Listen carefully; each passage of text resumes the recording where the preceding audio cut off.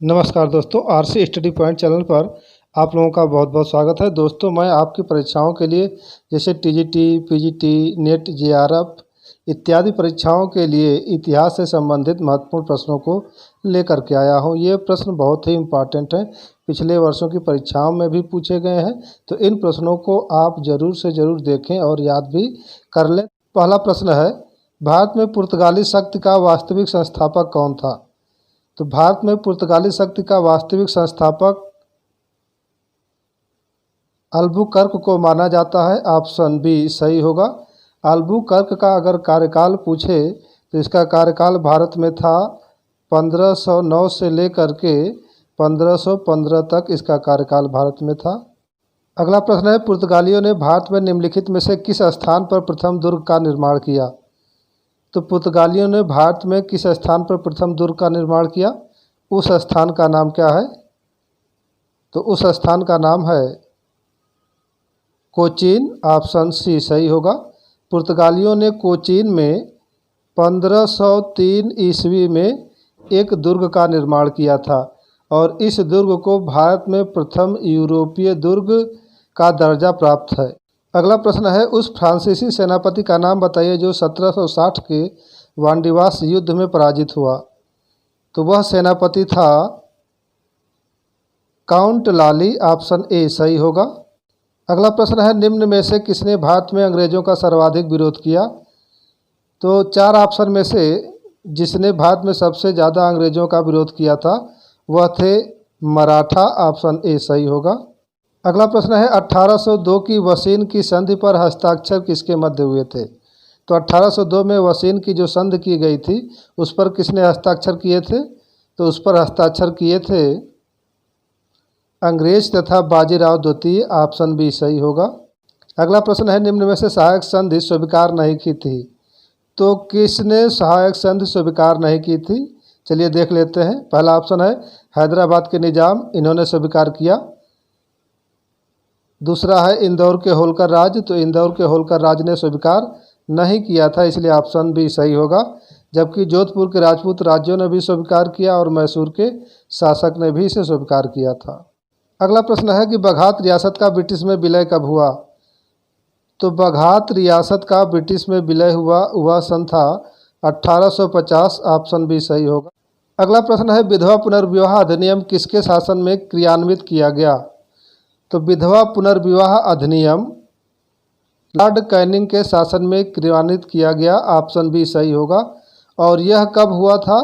तो इसे लागू किया गया था 1856 में विधवा पुनर्विवाह अधिनियम को लागू किया गया था। अगला प्रश्न है, निम्नलिखित में से कौन सा एक युग्म सुमेलित नहीं है?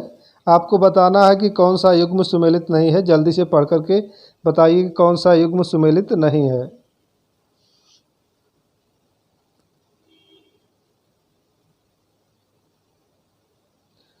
तो इसका सही आंसर होगा option D, vernacular press act. और सामने दिया है कर्जन, तो वर्नाक्यूलर प्रेस एक्ट कर्जन के समय पारित नहीं हुआ था, बल्कि यह किसके समय पारित हुआ था? तो यह पारित हुआ था लॉर्ड लिटन के समय।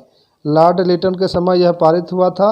और कब पारित हुआ था? तो 1778 ईस्वी में वर्नाक्यूलर प्रेस एक्ट पारित किया गया था। अगला प्रश्न है, निम्न में से किस वायसराय के कार्यकाल में भारतीयों को राय बहादुर और खान बहादुर उपाधियां प्रदान करना प्रारंभ हुआ था? तो राय बहादुर और खान बहादुर की उपाधियां जिसके समय प्रदान करना प्रारंभ हुआ वह व्यक्ति थे लॉर्ड लिटन। ऑप्शन बी सही होगा।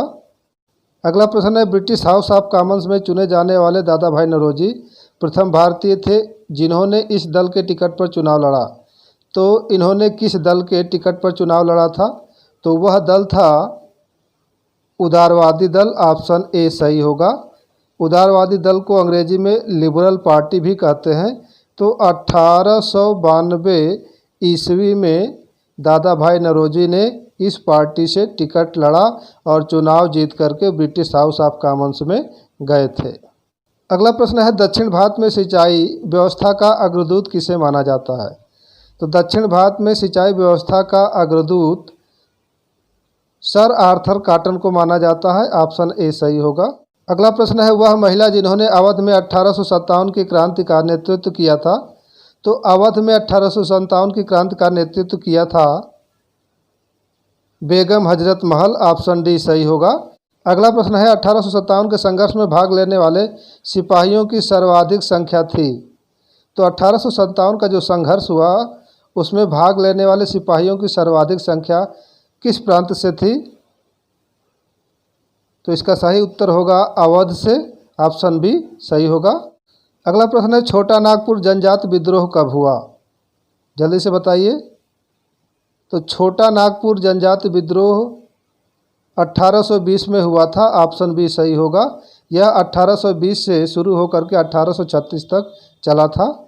अगला प्रश्न है, संथाल विद्रोह का नेतृत्व किसने किया? तो संथाल विद्रोह का नेतृत्व सिद्धू एवं कान्हू तथा भैरव और चांद, इन चारों लोगों ने मिलकर किया था, इसलिए इसका ऑप्शन सी सही होगा।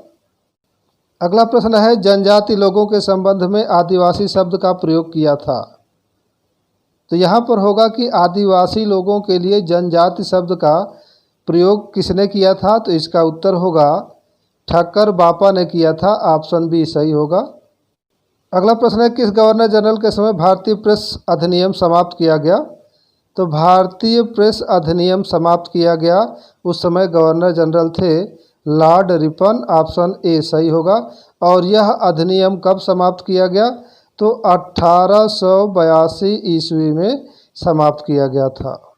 अगला प्रश्न है, 1880 के दशक में इंडियन मिरर अखबार का प्रकाशन कहाँ से होता था? तो इंडियन मिरर अखबार का प्रकाशन होता था कलकत्ता से। ऑप्शन बी सही होगा। इंडियन मिरर की स्थापना कब हुई थी? तो इसकी स्थापना हुई थी 1861 ईस्वी में। और इसकी स्थापना किसने की थी? तो देवेंद्र नाथ टैगोर तथा मनमोहन घोष ने इसकी स्थापना की थी। अगला प्रश्न है, किसने 1873 में सत्यशोधक समाज की स्थापना की?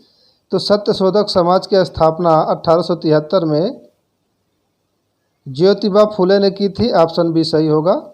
अगला प्रश्न है, निम्न में कौन मध्यम मार्गी नहीं था? तो चार लोगों में से कौन मध्यम मार्गी नहीं था? जल्दी से बताइए।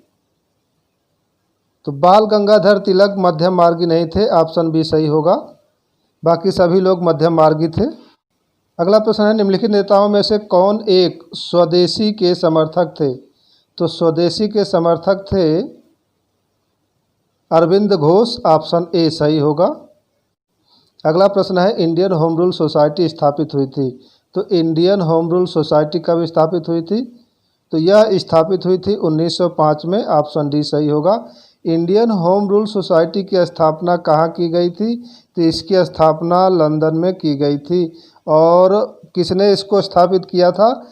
तो श्याम जी कृष्ण वर्मा ने इंडियन होम रूल सोसाइटी की स्थापना की थी।